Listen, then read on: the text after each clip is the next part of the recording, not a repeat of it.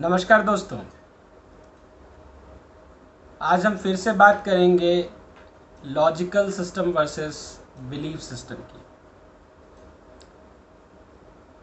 आइए 3 उदाहरण से आज के विषय की शुरुआत करते हैं। पहला उदाहरण है, आप कभी कोई फिल्म देखने गए हैं और आधे घंटे देखने के बाद आपको लगता है कि वो फिल्म बहुत ही बोरियत वाली, बहुत ही वाहियात फिल्म है, फिर भी आप उस फिल्म को पूरी देखते हैं।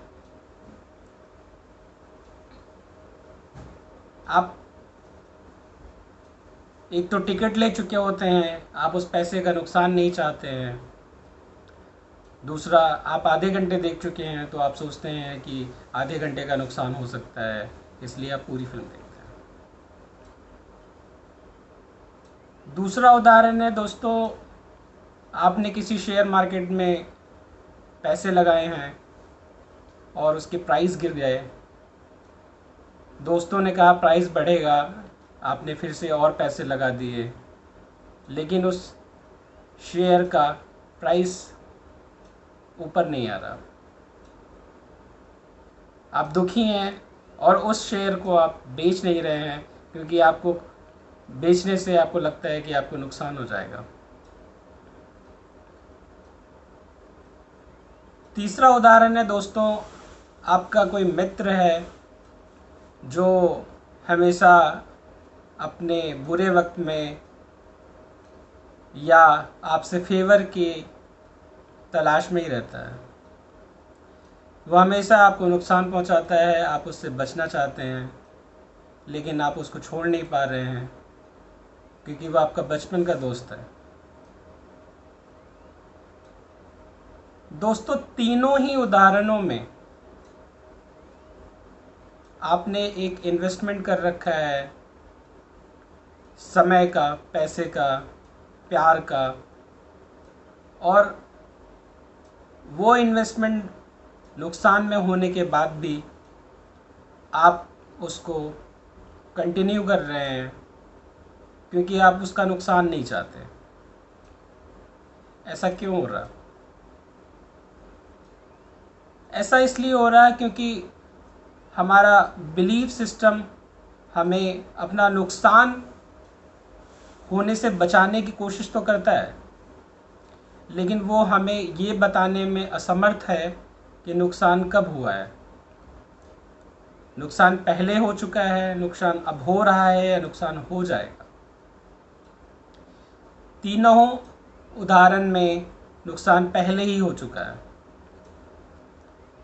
संक कॉस्ट फैलेसी, ये एक फैलेसी है जो आपको सही तरीके से सोचने नहीं देती है। नुकसान जो हो चुका है उसको रियलाइज नहीं होने देती है। या यूँ समझ लीजिए कि आप ये सोचते हैं कि उस नुकसान की भरपाई आप कर सकते हैं अपने फ्यूचर पर्सपेक्टिव से। जो फिल्म बहुत ही वाहियात फिल्म थी, आपने फिर भी पूरी देखी क्योंकि आप अपना समय का नुकसान नहीं चाहते थे, वो उस आधे घंटे का जो आपने देखी थी। लेकिन आप 2.5 घंटे और देखते हैं, उस समय के बारे में आप नहीं सोचते। आप ये सोचते हैं कि कहीं हो सकता है कि वो फिल्म अच्छी हो, लेकिन ऐसा नहीं होता और आप फंसते जाते हैं। दूसरे उदाहरण में भी ऐसा ही होता है। शेयर मार्केट में आप जो शेयर खराब है, जो नीचे की तरफ जा रहा है और उसकी वैल्यू बढ़ नहीं रही है, आप उसकी उम्मीदों से बंधे हुए हैं और आपको लगता है कि अगर आज आप उसको बेच देते हैं तो आपको नुकसान हो जाएगा, जो कि नुकसान आपको ऑलरेडी हो चुका है। उसको बेचने से आपको नुकसान नहीं होगा, उसकी वैल्यू आज गिर चुकी है। किसी भी शेयर को पहचानने के लिए 3-4 चीज़ों की ज़रूरत होती है। लॉजिकली उनको सोचिए।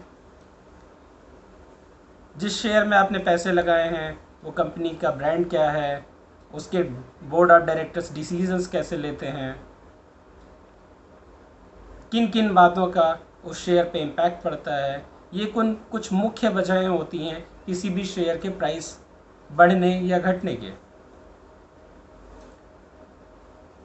अगर आप लॉजिकली सोचेंगे कि किस शेयर के प्राइस बढ़ेंगे, तो आप ऑटोमेटिकली उन्हीं शेयर्स पे पैसे लगाएंगे जो इंक्रीज़ होंगे, जिनके प्राइस हमेशा बढ़ेंगे।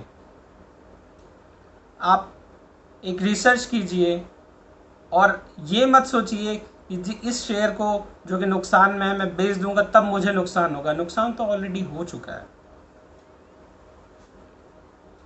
पास्ट के हुए नुकसान को आप रियलाइज़ नहीं करना चाहते हैं और आप उसी साइक्लिक प्रोसेस में फंस जाते हैं।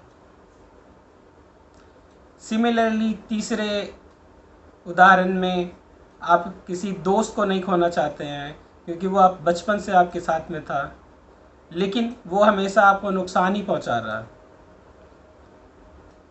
आगे 5 साल तक वो आपको नुकसान पहुंचाएगा कि नहीं पहुंचाएगा, ऐसे एक बार सोचने की कोशिश कीजिए कि क्या उसमें सुधार हो सकता है, और अगर सुधार नहीं हो सकता है तो आप उससे दूरी बना ले। दोस्तों,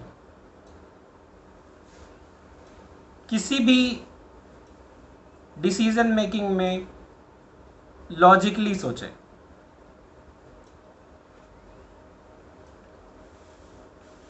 अगर आप लॉजिकली सोचेंगे तो अपने डिसीजंस आप सही तरीके से ले पाएंगे।